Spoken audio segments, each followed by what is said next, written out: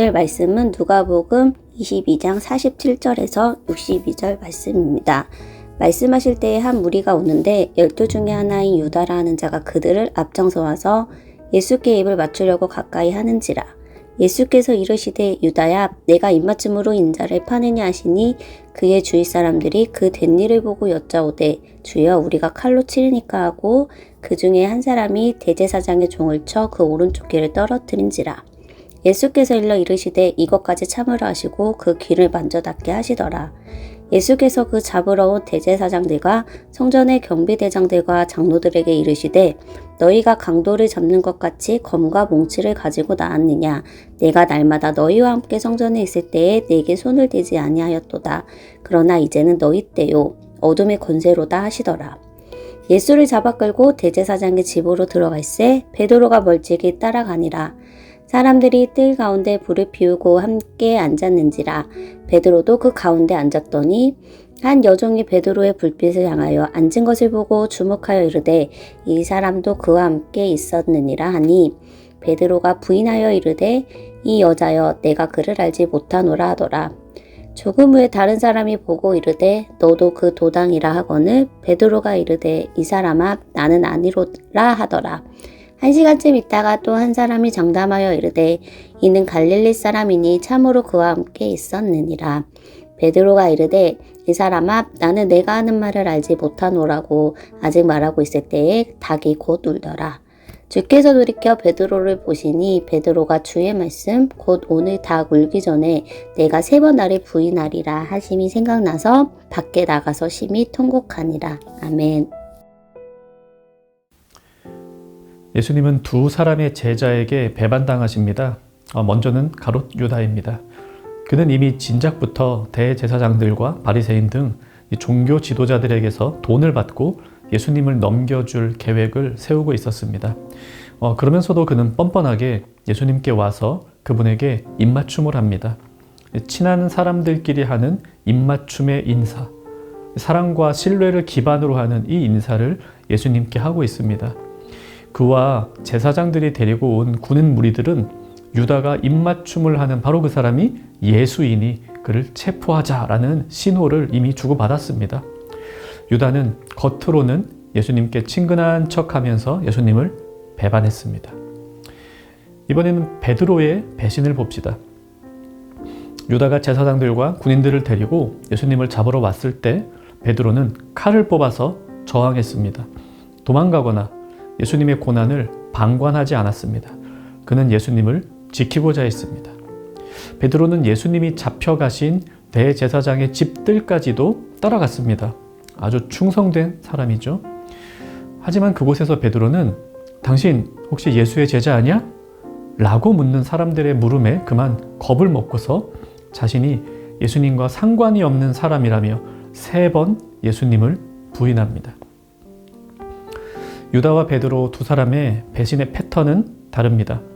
유다는 겉으로는 예수님을 섬기는 척하면서 속으로는 자신의 욕심을 채웠습니다.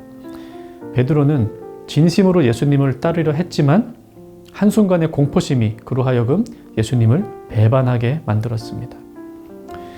또한 이 두 사람의 배반은 오늘 우리에게서도 일어날 수 있는 배반의 양상입니다. 우리는 때로는 유다처럼 행동하기도 합니다. 겉으로는 예수님을 잘 따르는 것처럼 교회 생활 잘하고 성경 읽고 기도 시간도 갖고 근데 속에서는 나의 욕심으로 가득한 채 살아갑니다. 또한 우리는 베드로처럼 행동할 때도 있습니다. 몸과 마음을 다하여 하나님 나라 백성답게 살아가려고 하다가도 세상의 강력한 저항을 만날 때, 핍박이나 조롱을 만날 때 움츠려듭니다. 신앙인답게 행동하지 못할 때도 있고 고민과 갈등 끝에 신앙을 슬쩍 구석으로 밀어놓고 살 때도 있습니다. 우리는 때로 유다 같기도 하고 때로 베드로 같기도 합니다. 그래서 어쩌면 더 중요한 건 이 두 사람이 예수님을 배반하고 난 이후에 어떠한 삶을 살았는가 이것을 살펴보는 일입니다. 오늘 본문에는 안 나오지만 우리가 잘 알듯이 가룟 유다는 예수님을 배반한 후 다시는 예수님을 보지 못하고 자신의 생을 마감합니다.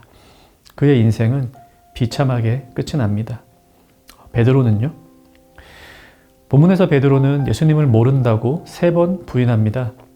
그때 예수님을 3번째 부인하던 그때 61절 주께서 돌이켜 베드로를 보시니 예수님이 베드로를 보십니다. 예수님과 눈을 마주친 베드로는 달려나가 대성통곡을 하며 회개합니다. 그리고 이후에는 예수님의 명령에 따라 복음을 전하는 사도의 삶을 살아갑니다. 아마도 가룟 유다가 예수님을 배신하며 입맞춤을 할 때에도 가까이서 예수님과 눈이 마주치지 않았을까 생각해 봅니다. 베드로도 예수님을 배반할 때 멀찍이 앉아 계시던 예수님과 눈이 마주쳤습니다. 두 사람 다 배반의 순간에 예수님과 눈이 마주칩니다. 그런데 한 사람, 가룟 유다는 그 눈빛을 피하여 자신이 하고 싶은 죄악의 길을 계속 걸어갔습니다. 또 다른 한 사람 베드로는 예수님의 눈빛을 보고 즉시로 회개합니다. 우리가 택해야 할 길은 분명합니다. 예수님은 지금도 우리를 보고 계십니다. 감시하며 관찰하시는 게 아니라 사랑과 용서의 눈으로 우리를 보고 계십니다. 우리의 믿음이 연약해서 안 되는데 하면서 올바르지 못한 선택을 할 때 바로 그때에도 예수님은 보고 계십니다. 혹은 마음 먹고 대놓고 하나님을 모른 척하며 살아갈 때에도 예수님은 보고 계십니다. 중요한 건 예수님과 눈이 마주친 그 순간 그분을 향해 우리의 마음을 돌리는 것입니다. 회개하는 것입니다. 그분은 항상 나를 보고 계시니 우리만 그분께로부터 벗어나기 위해 애쓰지 않으면 주님은 언제든 우리를 용서하시며 따스한 눈을 우리에게서 거두지 않으실 것입니다. 말씀 생각하며 같이 기도합시다. 죄를 멀리하고 하나님의 말씀을 늘 기억하게 하옵소서. 이렇게 기도하시고요. 또 연약하여 넘어진 순간에도 주님께 회개하며 항상 주님을 바라보게 하옵소서. 오늘 하루 주님 바라보고 살아가는 정형가족 되시기를 바랍니다.